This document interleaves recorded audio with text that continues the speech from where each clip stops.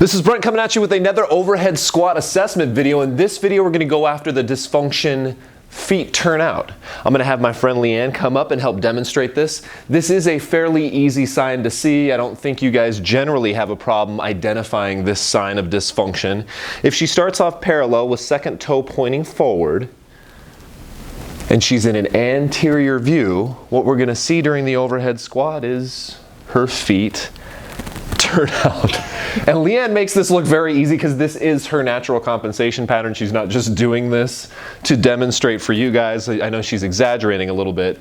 The only hard thing you guys might see is, believe it or not guys, just going from second toe to first toe pointing forward is feet turn out.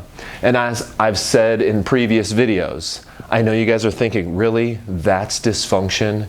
That little tiny bit? Look, if you can gain performance from correcting that, if you can reduce the risk of injury by correcting that by even a little bit, go for it. What do you have to lose? Thank you, Leanne, for demonstrating that.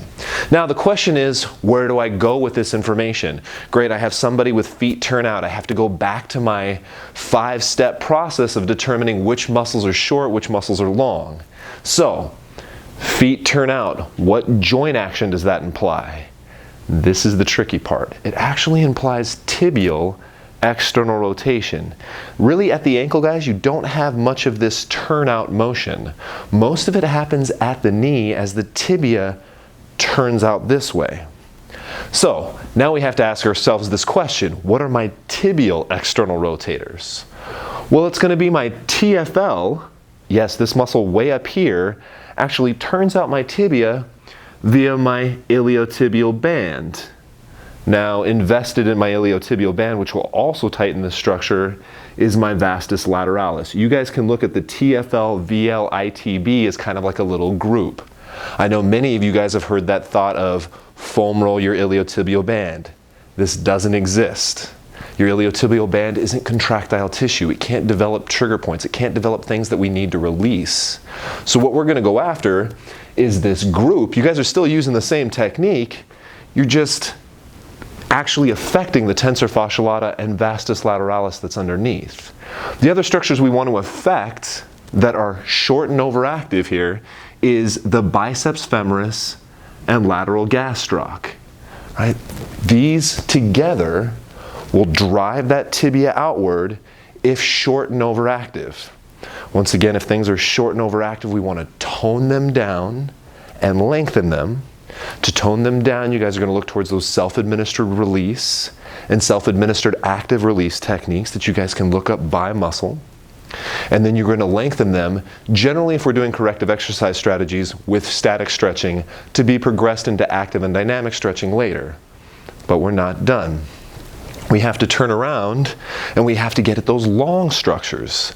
So if I do tibial external rotation, then my tibial internal rotators are now long and underactive, right? To list those muscles, my tibial internal rotators would actually be my gracilis, my semis, that's semitendinosus and semimembranosus, and my popliteus, as well as my medial gastroc. Now, you guys notice a big bracket here. We're going to activate these as a group. You guys can find the activation video for this under tibial internal rotator activation. That's one exercise that affects all of these muscles. In order to activate the medial gastroc, we don't actually have specific medial gastroc activation. What we have is posterior tib activation that would also include medial gastroc and start to increase the activity of this muscle to help increase the firing rate and then of course improve our dysfunction. Last segment with this, and I know this is kind of a complicated one.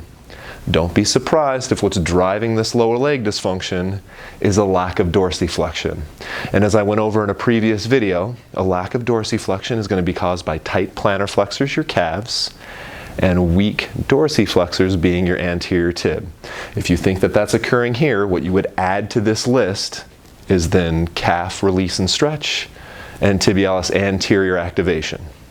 I hope this breakdown helps you guys come up with better exercise selection. I hope that exercise selection produces great results. I look forward to seeing you guys in the next overhead squat breakdown.